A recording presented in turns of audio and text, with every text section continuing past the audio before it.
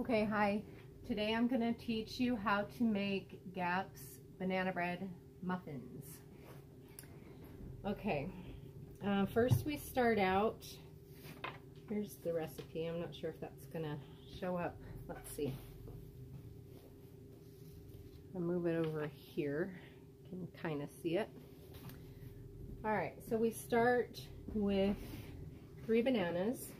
And the bananas need to have some spots on them, so to make sure they're ripe. They don't have to be quite this spotty, or they can be all the way brown. Just kind of anywhere in between there. So 3 bananas.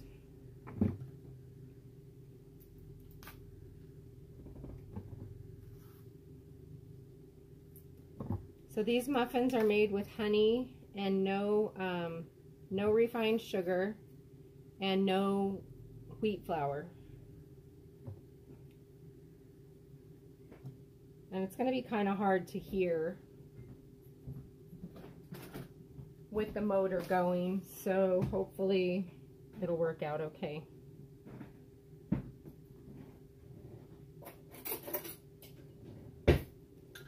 Okay, so 3 bananas, a tablespoon of butter, a tablespoon of coconut oil,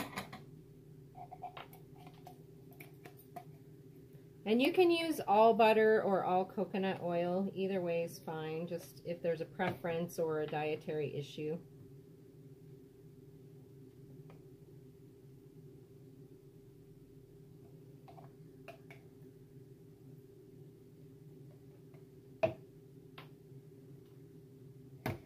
Then 1 egg.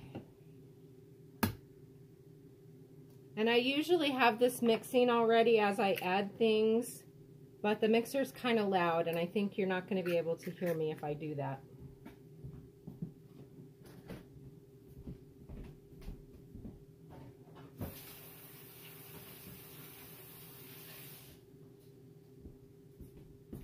And I always wash my hands after I touch the eggs. Okay, and then 1 teaspoon vanilla.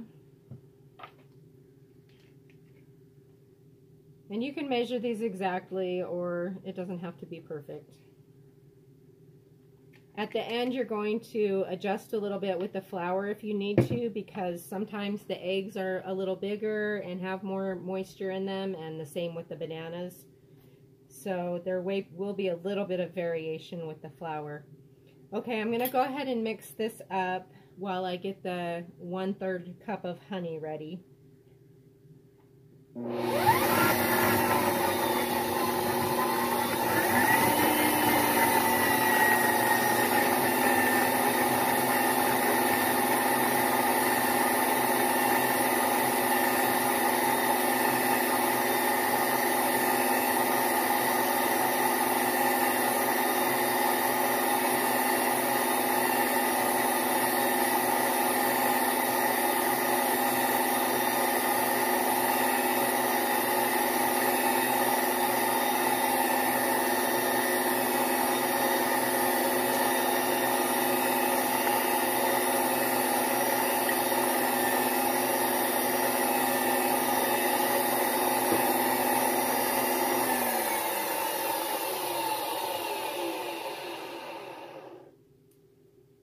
And raw honey is the best. This is actually local raw honey.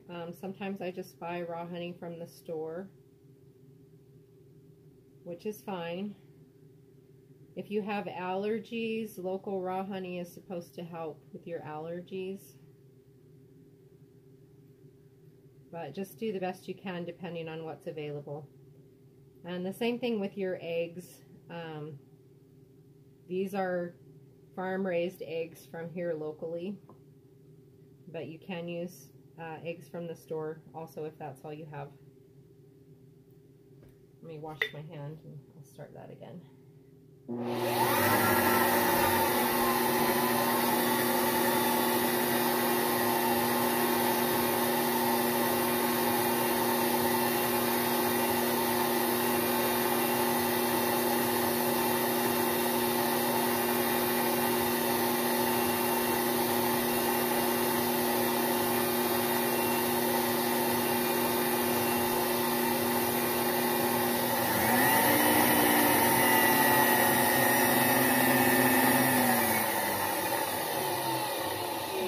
again, usually I just let that keep running, but I know you can't hear me otherwise, so turn it off.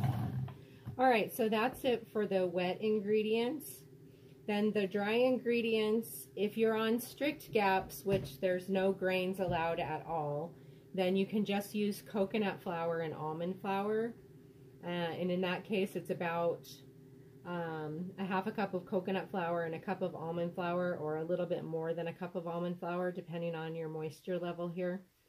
With this one, I'm going to add some rice flour because we're back on rice and we're fine with it. So I'm going to do a half a cup of rice flour. These are about 1/4 of a cup measure.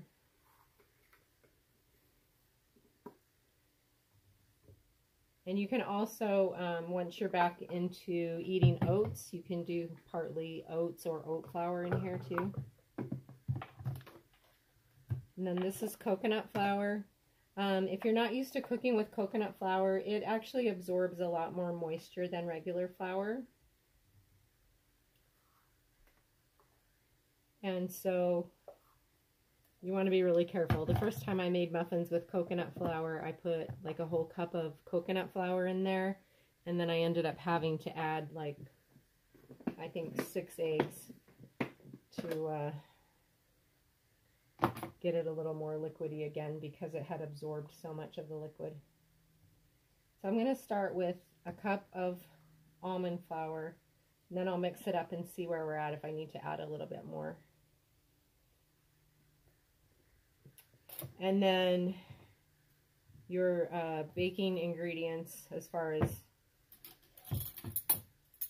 leavening and stuff, you use a half teaspoon of salt, and always use sea salt, Himalayan salt, some kind of natural salt that has minerals in with it.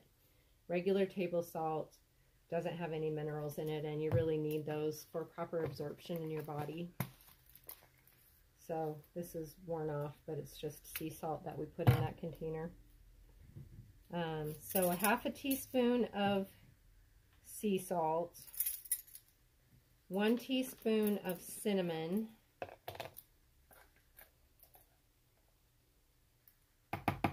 and 2 teaspoons of baking soda. And it's kind of a lot, but this stuff is pretty heavy and it needs the extra leavening. And I even do heaping teaspoons. So 2 teaspoons. So that's all the ingredients. So I'll go ahead and mix it up, and then we'll check the consistency of the batter.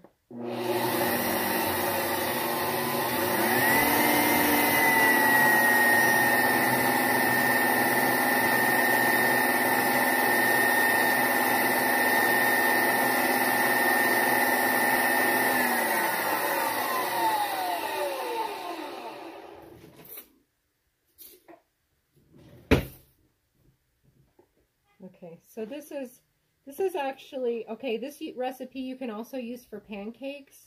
So I would probably do the pancakes at about that consistency.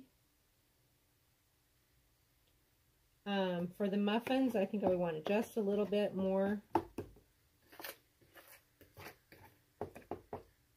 A little bit thicker.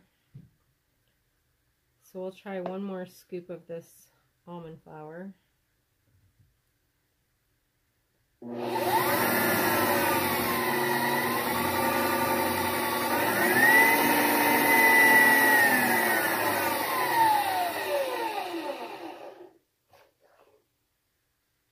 And that's about right.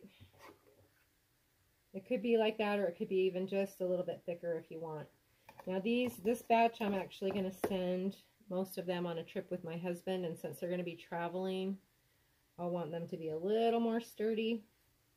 So I'll go ahead and do that.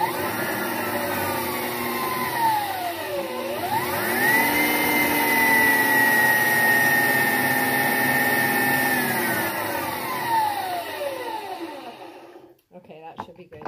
So that ended up being about 1½ cups of almond flour. And a half a cup each of the other 2. Yeah, that's really good right there. Okay.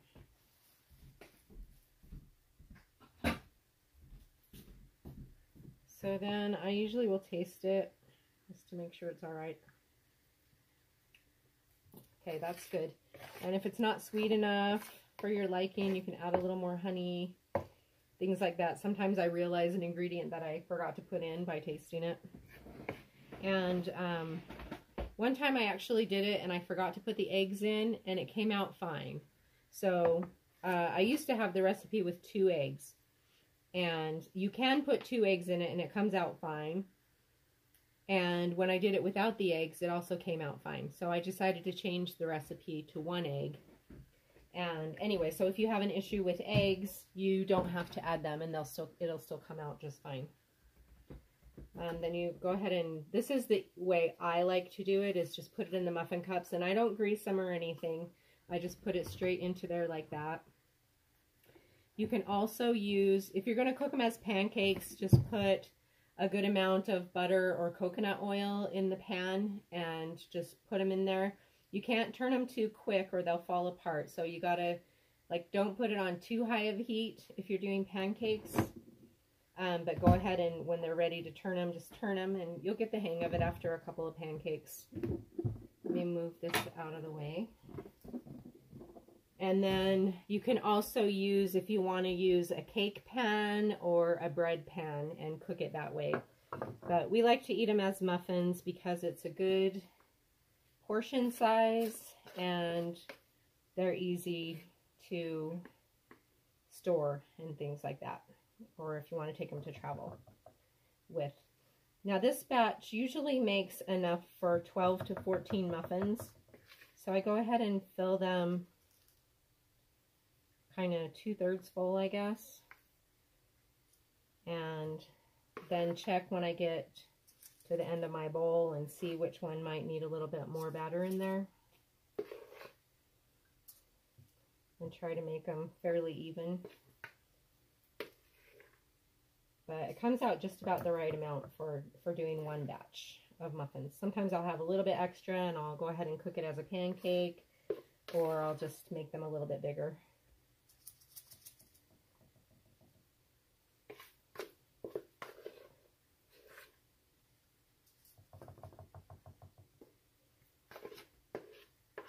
Or if I have enough for an extra one, I'll use an extra one and just set it on the rack in the oven and cook it like that. That's another option. Okay.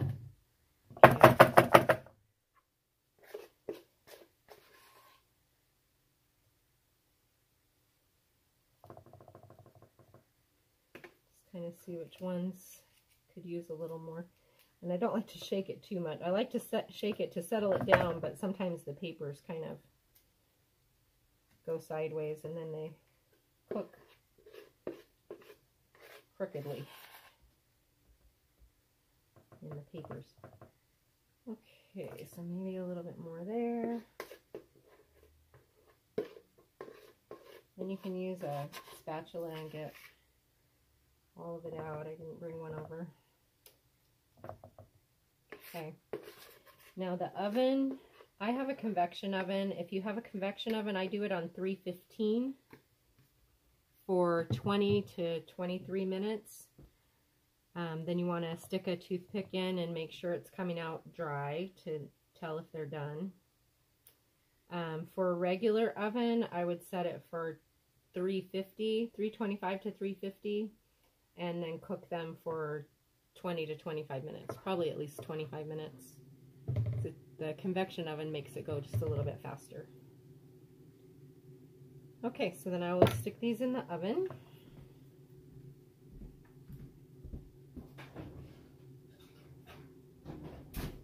I'm going to set it for 20 minutes.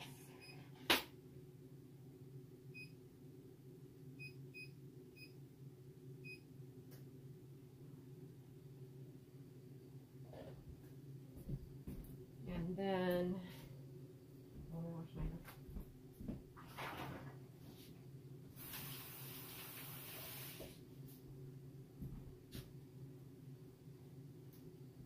I have some here that are done, so you can see them. And I have a friend asked me to make these for her, and she wanted chocolate in them. So I've never put cocoa powder in them before, but they came out just fine. And I have an extra one. This is how I said I just put the extra batter in the muffin paper and set it on the rack, so it didn't come out round, but it came out fine.